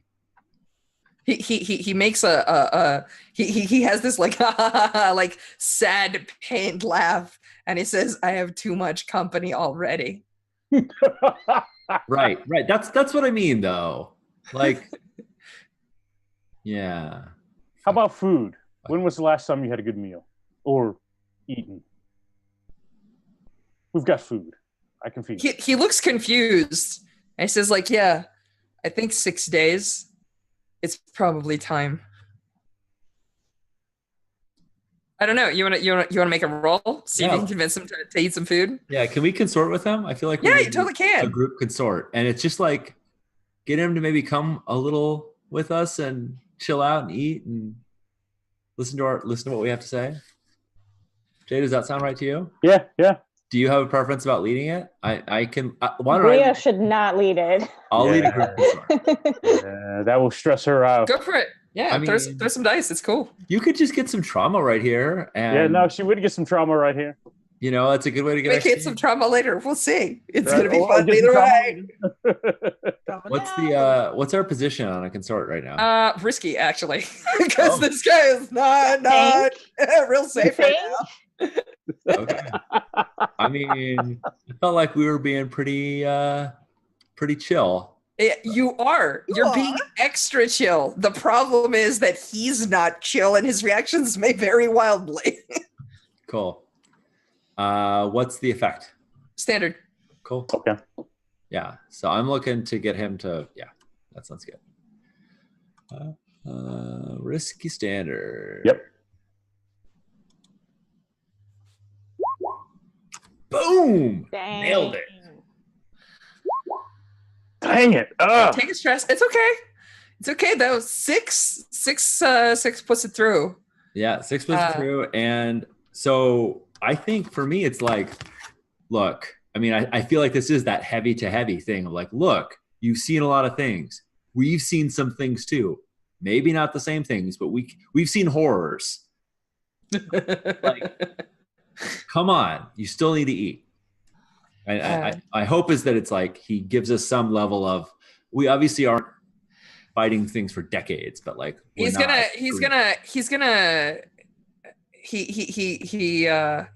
what he says is like he sets up some ground rules, right? Like you can give him food, but he's eating inside the circle.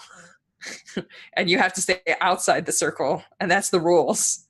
But he'll probably like relax a bit. So my question is, what do you make him for food? What to order? I make something from home. Oh, do you have home cooking? I believe. Look at you being an awesome rookie. What? You have home? That's so awesome. No, I don't have home cooking. Sorry. Oh no! Oh, sorry. Don't have It's all good. It's all good.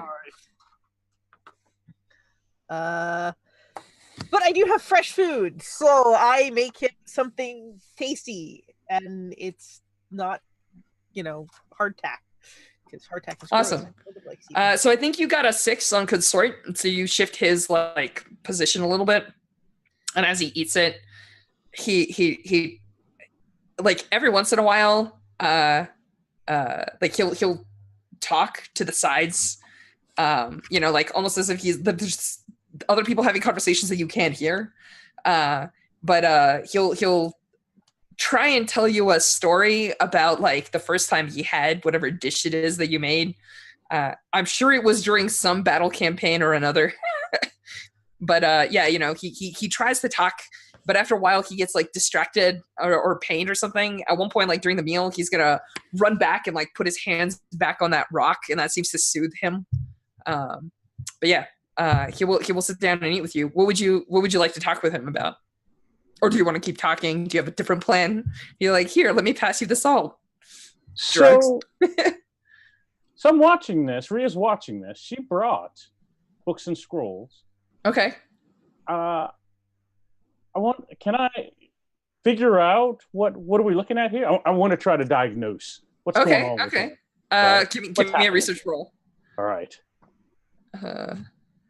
And you're gonna get +1D because you have books and scrolls on the topic that you handily put together. Nice. Can I assist? Sure. How would you assist? Is like trying to get him to talk about it. Be like, okay. So obviously, the elephant in the room, like, what happened to you? And like find out, try and get him to start hinting at what happened so that Rhea can put it, has more material to work with to piece together. Let's see how this roll goes. Okay. This is a risky roll. All right. 2 bonus dice. Yeah. One for the help, one from the books and scrolls, and one from the assist. How's that kiss freaking out for? Holy shit, that assist is it. Boom. Yeah, no doubt. So I'm gonna give you clear information, and then you're gonna get to ask me some follow-up questions. Okay. So I think he shakes his head, and what he tells you is that this happened 3 years ago. He talks about the battle where the breaking happened, right? And what he talks about is like when the moon shattered. He says that like pieces of it came raining through the atmosphere, and he caught something from one of them is roughly the gist of what you're getting. and he doesn't get too much wordier about that. It's almost like he tries to, and then like it's almost like something seizes his vocal cords, and like you hear like a different voice exit out of his like chest cavity, you know, like he's almost like speaking with somebody else's voice for a second, and that's probably the time when he like clutches his eyes and like goes running over and like, you know, paws at that giant rock or whatever. So yeah, I mean, as far as Rhea is concerned, there is rumors that there is a broken somewhere in the southern quadrant that used to be the Panyar moon goddess. That you know, you don't actually know anything about them per se. They went with the Cinder King south. So like the Legions never fought them, but you have some notes and you've read like things from people, and from what you understand, she has some sort of troop type that, much like Breaker, can like possess people's minds. Like, you know that Breaker is rumored to have hexes that can like bend people's wills if they're carved on them. So like, you know, that there's something similar to that in this particular instance. Oh, we're about to do an exorcism up in here. Yeah, you might. Is your follow-up question where's a good place to do an exorcism? Close. I have a clarifying question. I'm not the one asking it, but I just want to make sure I understand what you said, Strash. Did a piece of the moon like embed itself in him? Does he have like a shard physically in his body, or was it just? No, as a matter of fact, you're staring at a chunk of it. There's a piece of it in this room. Yeah. Okay. It's a rock. It's roughly what bombarded this cliffside that you've been clambering over for a while. Right. And that's what he keeps running back to touch. Yeah, I was gonna say, so we have to get him away from this damn rock, which he doesn't want to leave. No big deal. I lean over and whisper to Rhea, "You still got that sleeping potion." I bet you I do. I bet you I do. I think she's gonna need a double dose for this guy. We should just wait a couple days with him not eating for him to pass out. Yeah, I don't think that's gonna work. Yeah, I don't think we have a couple days. I don't think it would work either. Zainova's like, Commander said hurry. That's Yeah. right. But also, he's been here by himself for a very long time, and he's still alive. Yeah. But yeah, Jay, you get follow-up questions. I don't even know where to begin. How to exercise. Did you bring a handy book on exorcisms? Well, we knew he was cursed. Yeah, I mean, I was gonna say, like, do we? You know, the rumor was that he was cursed. So, do we have an idea of like the scale of resources it would take to like? I know we didn't start out with like super great, amazing intel on the curse. You know, Zora said there is no curse. There's no such thing as curses. Yeah. yeah. Well, Thalia agrees. There's no such thing as curses or blessings. By the way, I will point out that there are several instances of Chosen having to go and deal with curses. Just Right. Yeah. carry on. So, how about this? Do we right here have the resources to get him away from that rock? I mean, you have a squad. You have a heavy with, I believe, War Machine. I mean, it's possible. We got a magic hammer.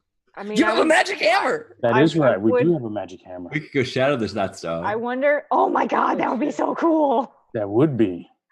I mean, Oh. if the stone, I mean, we could talk amongst ourselves, right? Right. If the stone is what's making him go crazy, Right. If anything can break that stone, it's that hammer. Yeah. I got Totally a very starts important flexing. question. Do we want to break the stone? Or is the stone containing something even scarier than not the stone?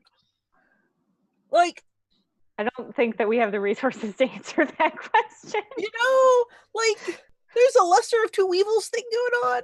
And on one hand it's a bug, but on the other hand it's like destroying the cotton crop. So do we want to let the weevil out, or do we just want to like, okay, there's a stone, it's fine. It's just a rock. It's fine. is the stone what's making him go crazy, though? That's, I think, what we don't know the answer to. Right? Right. It seems to soothe him when he touches it. That's the only piece of information you have.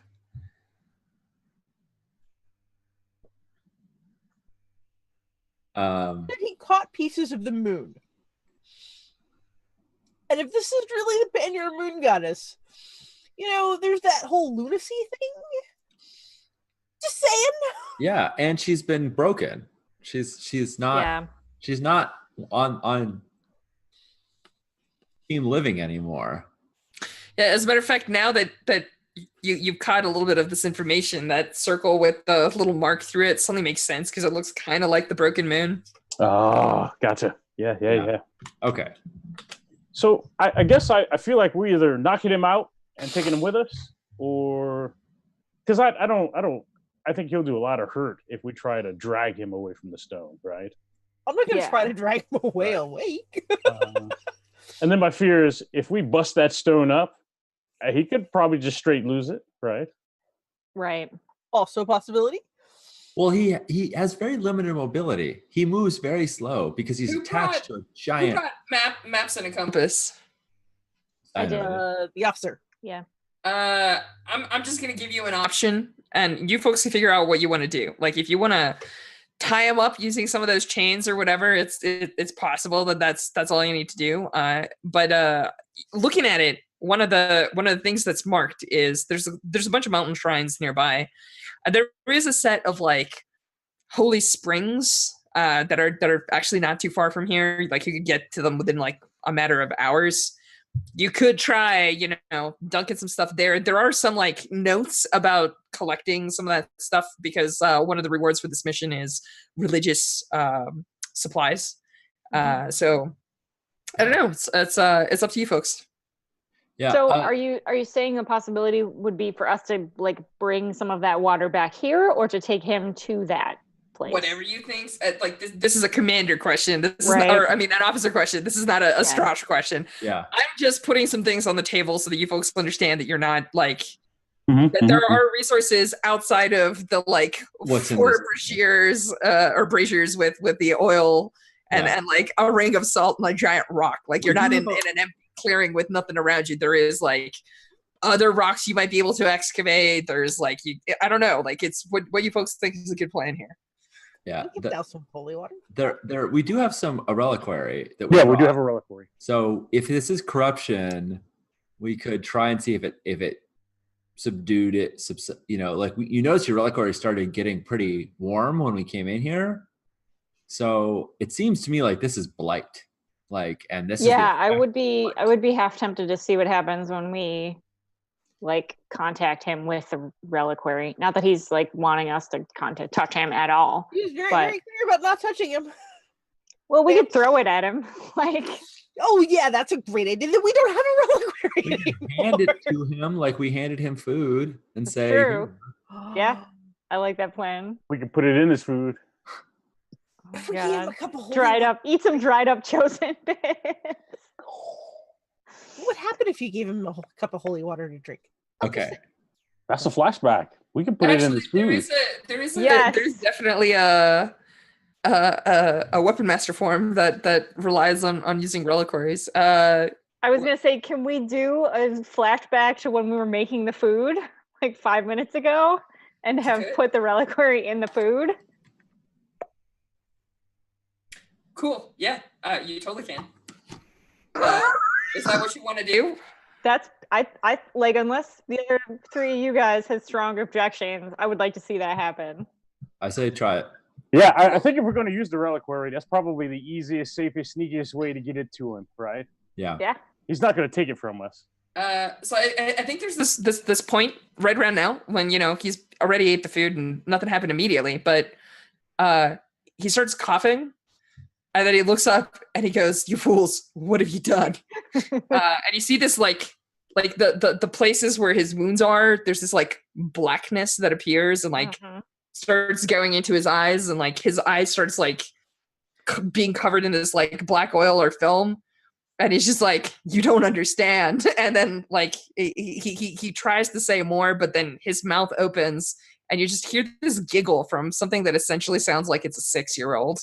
And he just falls down like on the ground, unconscious as far as you can tell. Tie him up right now. Chain him up.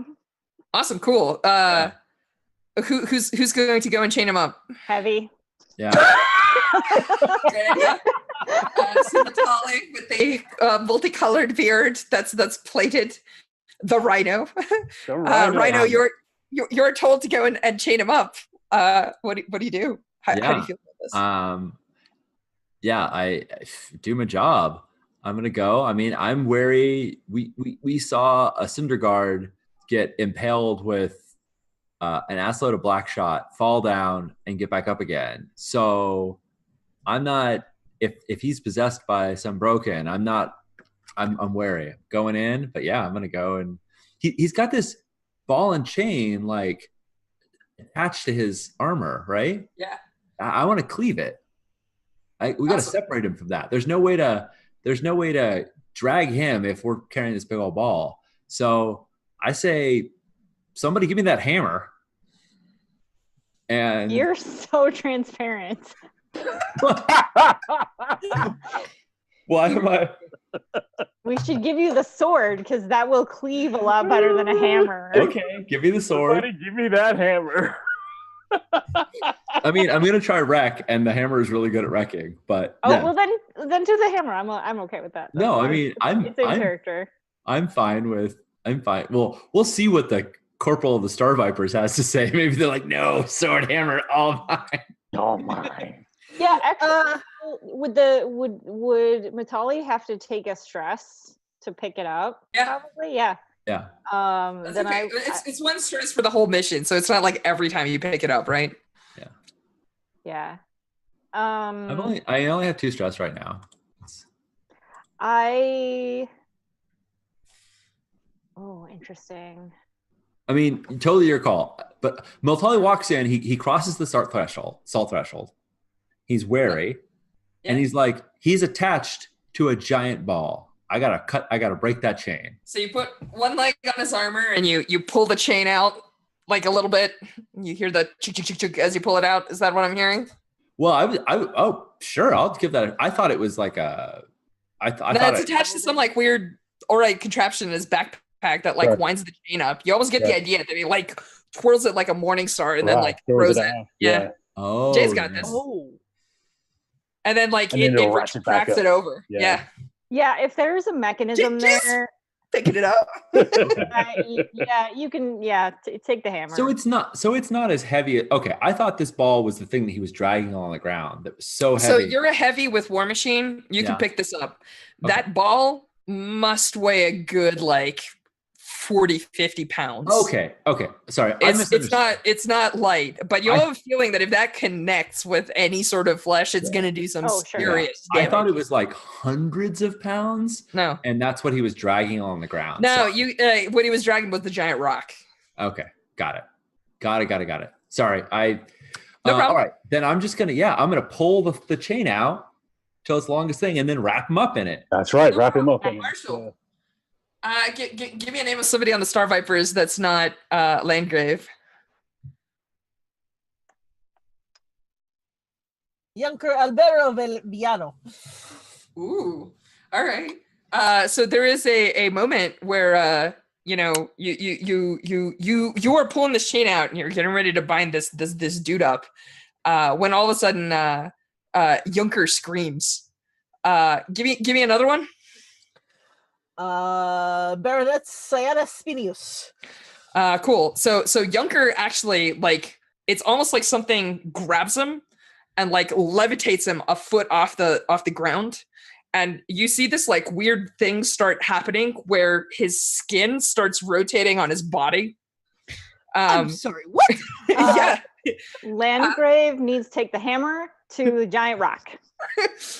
So when that happens, his friend, the Baronet, runs towards him, and just something hits the Baronet. Like, you have no idea what the hell it is, but something hits the Baronet, and like the Baronet goes like flying. And we should take a break. Oh my god! Thanks. Awesome. Sounds great. Okay, everybody, we'll be back in a few. Bye.